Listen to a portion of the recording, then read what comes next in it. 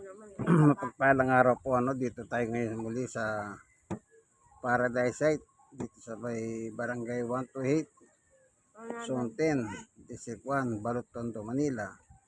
Kina Tatay Hugos at Nani Claring para magsagawa po ng home Bible study o garden Bible study. Kagaya ng aming nakaugalian, kami po ay mahawit bago po kami magsimula sa pag-aaral ng Ebanghelyo mula po sa kasulatan. Okay?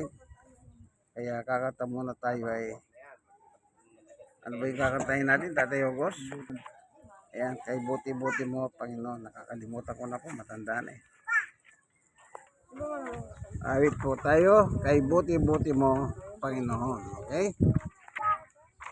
Buti-buti mo, Panginoon, sa lahat ng oras, sa bawat araw, kay laging tapat kong magmahal, iyong kaway pawalang hanggan. Pinupuri, sinasamba kita, dakilang Diyos at Panginoon, tunay nga'y kay walang katul, tunay nga'y kay di nagbabago, mabuting Diyos sa amin nagmamahal. Buti-buti mo, Panginoon, sa lahat ng oras, bawat araw, kay laging tapat kong magmahal, yung kaway pawalang hanggan.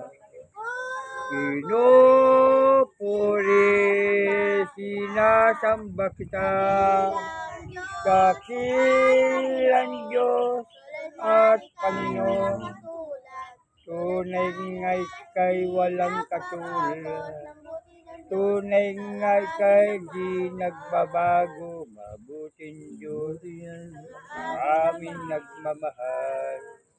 Mabuting Diyos sa amin nagmamahal. Purihin ang Panginoon. Panginoon Diyos, Santa, samahan mo po kami sa aming pagbubulay ng iyong salita. Buksan ang puso at isipan ng bawat isa na nakikinig ng video nito.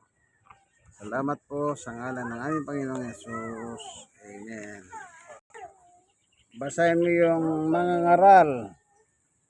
Chapter 7, verse 20. Tatay Hugos. Yun lang po mga ngaral. Chapter 7, verse 20. Isang talata lang po. Yan, basahin nyo na po. Walang taong nabuhay sa daigdig na gumagawa ng mabuti at hindi nagkakasala. Amen. Maliwanag po Sabi ng mga ngaral ng Diyos, walang mabuting tao na bubuhay dito sa ibabaw ng lupa na hindi nagkakasala. So, ibig lang sabihin, tayo pong mga tao habang nabubuhay tayo sa lupa, kahit anong gawa mong mabuti, hindi maaaring hindi ka magkasala. Kaya, walang pwedeng magsabing, ay wala naman akong kasalanan eh. Walang pwedeng magdeklara, kahit na yung pinakamayaman na tao sa buong mundo, o pinakamatalinong tao sa buong mundo, ang magsabi, wala akong nagawang kasalanan. Ayan, napakaganda yung nakasulat eh. Walang matuwid na hindi nagkakasala. Kaya pag sinabi mong, wala naman akong ginawang kasalanan eh. So, ganito naman ang mababasa natin. Unang 1, Tatay Hugos. Kapag mayroong nagsabi po, maaari kayabangan lang yun, na sinasabing wala naman akong kasalanan. Meron po sinasabi si Juan.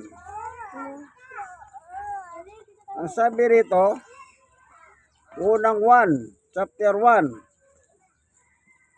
verse 8 and 10. Yan. Kapag sinabi mong wala kang kasalanan, kaibigan, ito ang sagot ni Juan sa'yo. Kaya pakinggan po natin ang sagot ni Juan. Sige, basa nyo na po. Kung sinasabi natin tayo walang kasalanan, dinadaya natin ang ating sarili at wala sa atin ang katotohanan.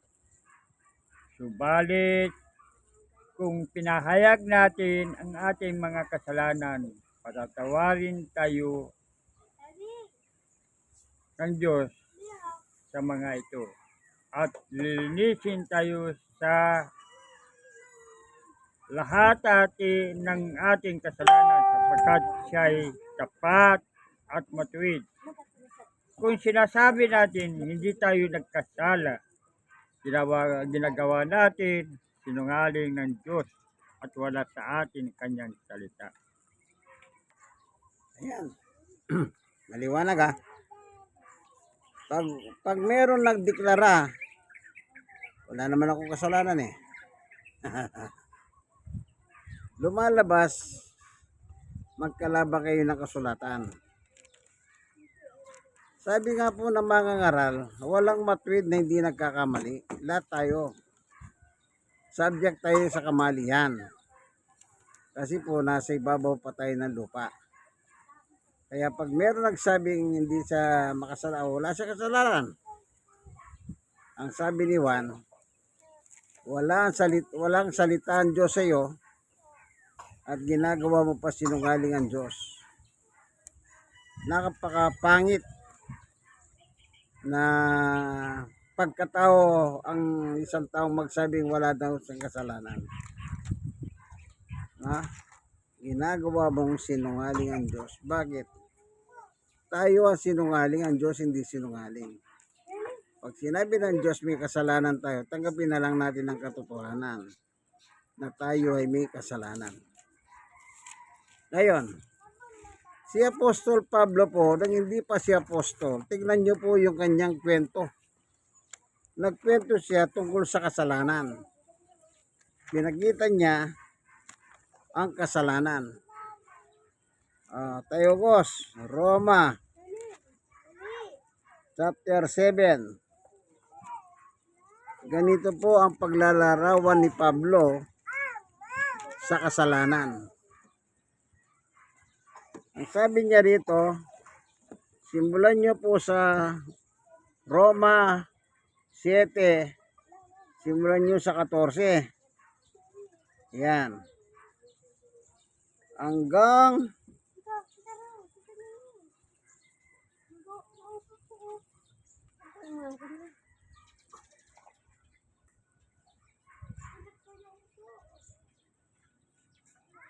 catorce, 15, 16, 17, 18, 19, 20, 21, 22, 23, 24, 25. Yan.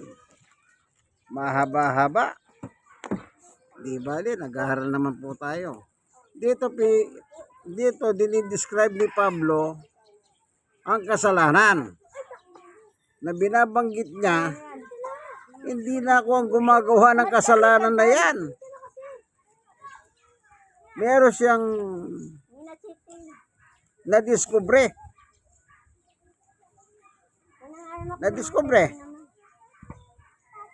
Tungkol sa kasalanan. Ayan ang babasahin ni Tatay Hugos ngayon. Medyo mababa, ano?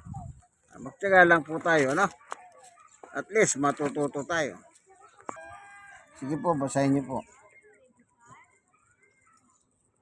Gayong paman, Sa 14 tayo, boss, ha?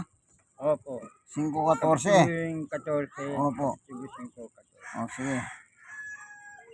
Gayong paman, naghari pa rin ang kamatayang mula kay Adan hanggang kay Moses. Ay, sandali tayo, boss. 7 pala. 7, Sige, pagbasa po. basahin. Alam natin ang kautusan ay spiritual. Ngunit ako'y makalaman at alipin ng kasalanan. Hindi ko maunawaan ang aking sarili sapagkat hindi ko ginagawa ang gusto ko. Sa halip, ang kinakasuklaman ko ang siya kong ginagawa.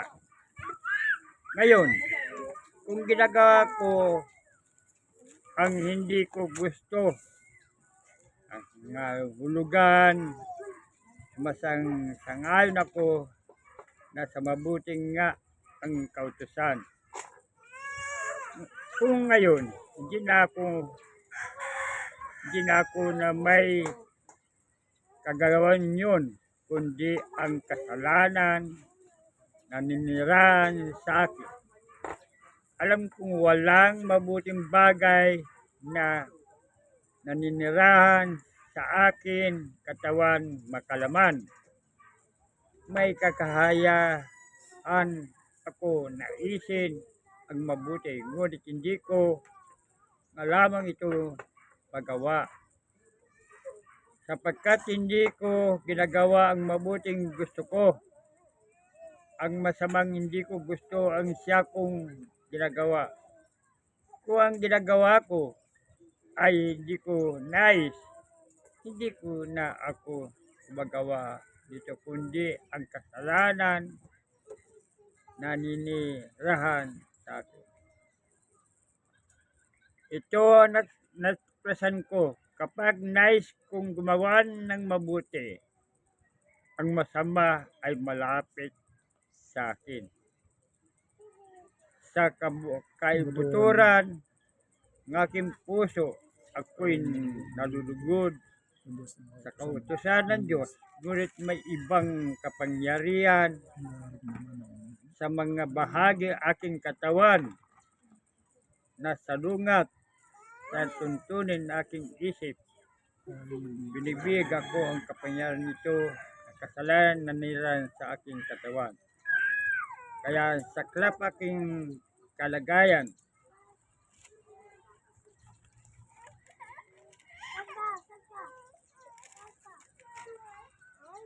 Sino ang maglilitas sa akin mula sa katawan nito na nagdadala sa akin sa kamatayan?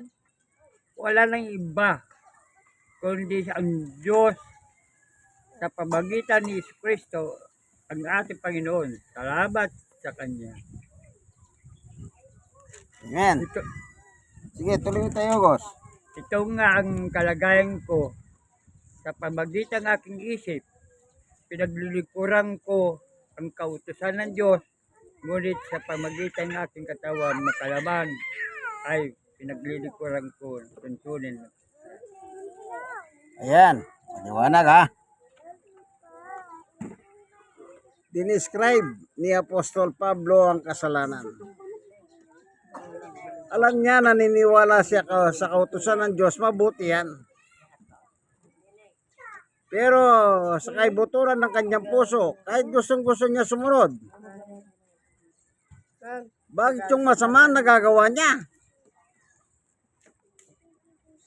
Kasi nga po, nandito pa tayo sa ibabaw ng lupa.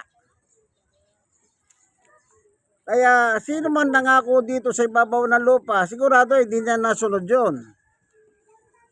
Marami na po sa mga may asawa na lang eh. Pag nauli yung asawa, ano sabi ng asawa? Darling, magbabago na ako. Oh. Kaya maraming mga lalaki ang nilalayasan dahil nangako siya, hindi naman niya ginagawa. Oh.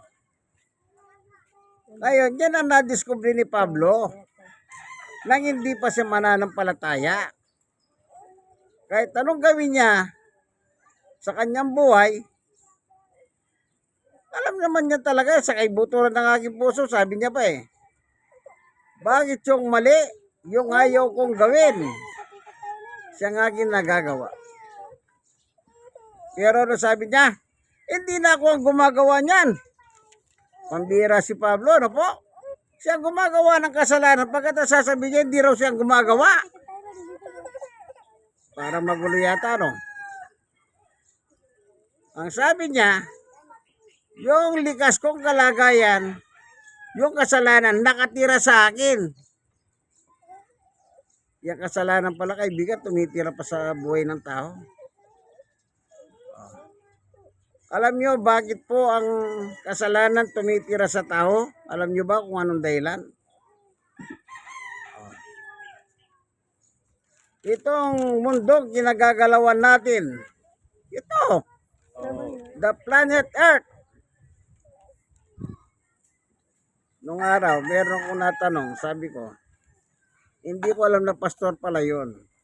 Sa aking mga pagbabible study, nagtanong-tanong ako. Sabi ko, meron kong hawak na drawing eh. Yung planet Earth, eh, pagkataas meron kamay na kaganyan. Sabi ko sa kanya, brother, sa tingin mo kanino kamay yan? Yung may hawak ng planeta. Sagot sa akin ng kausap ko lalaki, kamay daw ng Diyos yun. Pero nang binasa ko sa Biblia, iba ang nakasulat. Siyempre, tapos may nagsabi, yung pala natanungin ko, pastor pala yun. Pero hindi ko na inano yung pastor, baka mapayasi. O Tatay Ogos, basahin mo nga kung talagang kamay ng Diyos yan. Unang 1:5-19. Tingnan po natin kung kanino kamay ang humahawak sa planetang mundo, the planet Earth. Tulungan, 5, Oh, 19. bilang ko. Yung hawak na Biblia ni Tatay Ogos, Magandang Balita Biblia. Biblia sa bawat Pilipino. Babasahin niya dyan. Meron akong hawak na Biblia naman, Salita ng Diyos Biblia. Babasahin ko rin dito mamaya. O yan. Basahin na po. Oh. Alam natin, tayo nasa Diyos. Kahit na ang buong sanlibutan ay nasa kapangyarihan ng Diablo. Oh, kita nyo? Lumabas na. Nasa ilalim ng kapangyarihan ng Diablo. Ang alin? The entire universe. Kaya yung pastor na natanungan ko, hindi ko na inano, baka mapaya siya. Kasi ang sabi niya, kamay daw ng Diyos yan. Kita nyo? Kahit dito, kung babasahin natin dito, sa hawak kong Biblia. Oh, sige nga, tingnan ko ha. Oh.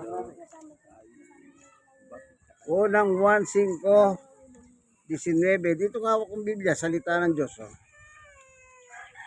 Ang buong mundo ay nasa ilalim ng kapangyarihan ng Diablo. Pareho lang. Yung Magandang Balita binasa ni Tatay Ogos at itong Bibliang salita ng Diyos Biblia. Itong mundo natin nasa ilalim ng kamay ng Diablo. Kaya walang matwid na hindi nagkakasala, kaibigan. Sabi sa mga ngaral kanina, binasa ni Tatay Ogos. Chapter 7, verse 20. Kita nyo po? Yan ang sinasabi ni Pablo. Alam kong mabuti ang kautusan ng Diyos. Alam niya. Pero bakit hindi niya magawa? Ang sabi niya, hindi na ako ang gumagawa niyan. Yung pala, yung kasalanan nakatira sa tao. Ibig sabihin, ang Diablo nakatira sa tao. Kaya pag sinabi mong wala kang kasalanan, ginagawa mo pa sinungaling ang Diyos. Sino ba naman taong matino ang magsabi sinungaling ang Diyos? Wala. Ayaw ko si Duterte. Si Duterte, minura niya lang ang Diyos eh. Di naman niya sinabi sinungaling, pero sinabi niya, stupido ang Diyos na ito eh.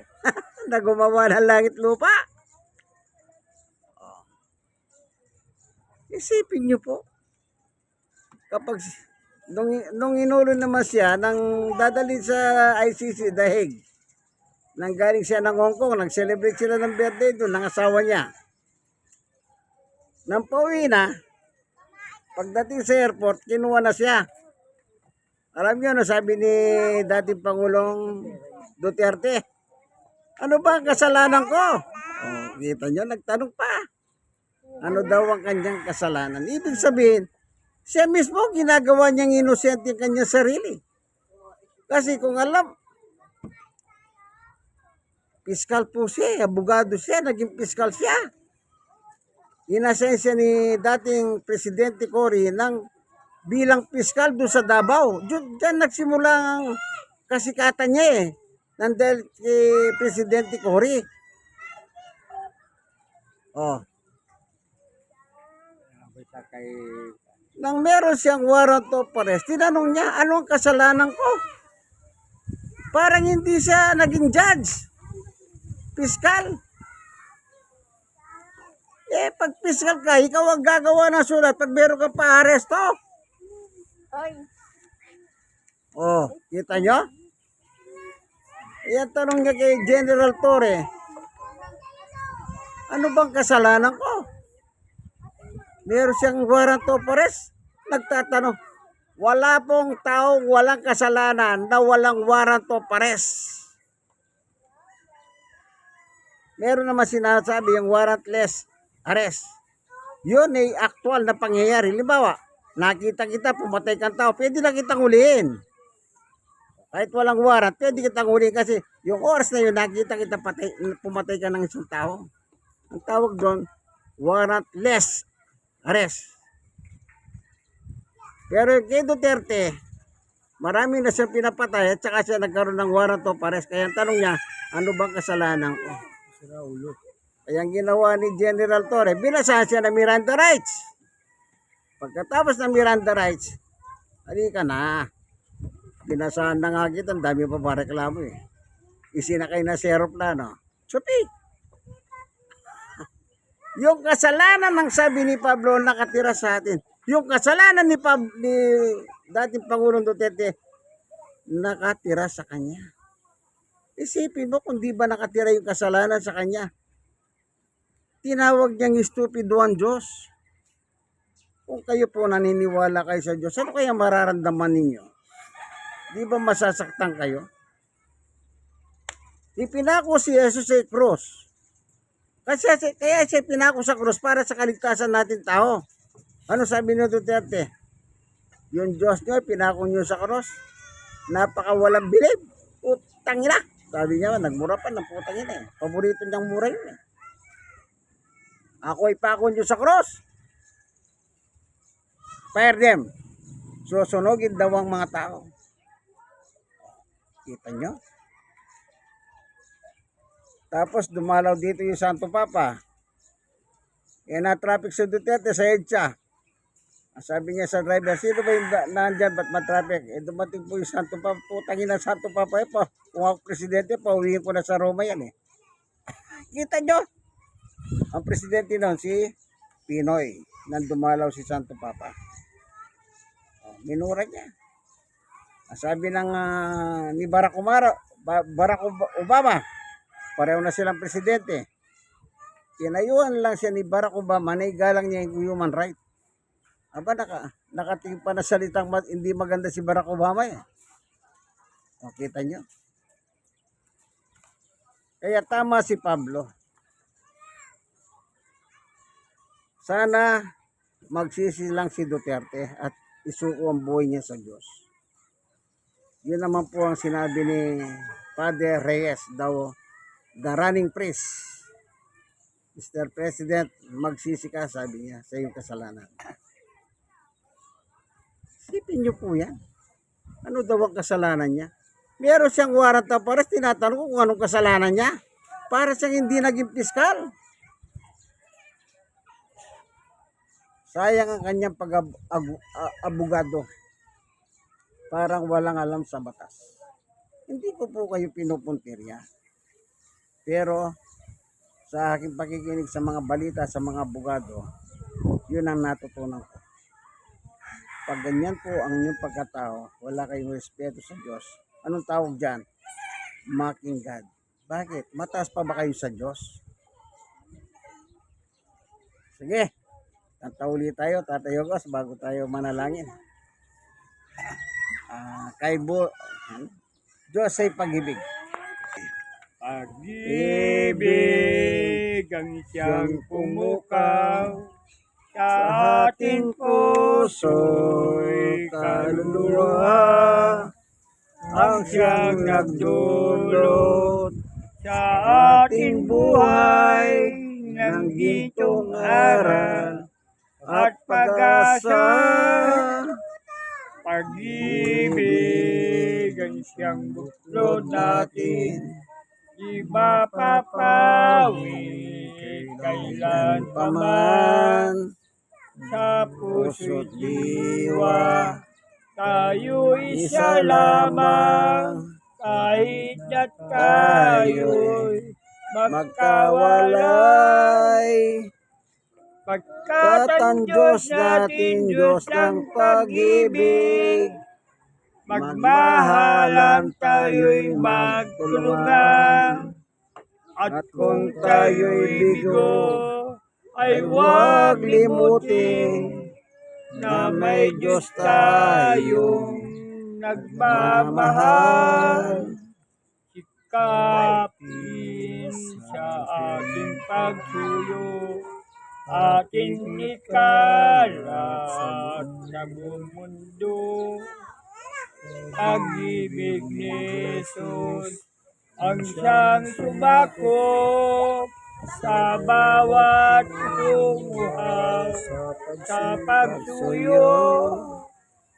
Pagkat ang Diyos natin, Diyos ng pag-ibig, magmahalan tayo'y magtulungan. At kung tayo'y bigo, ay huwag limutin na may Diyos tayong nagmamahal. Diyos ay pag-ibig. Panginoon Diyos, aming Ama, minsan salamat sa iyong pagkain na binigay sa amin, na kami po'y binusog mo sa pagkain ng aming kaluluwa. Salamat po. Pagpalain mo po ang bawat isa ngayon na nandito.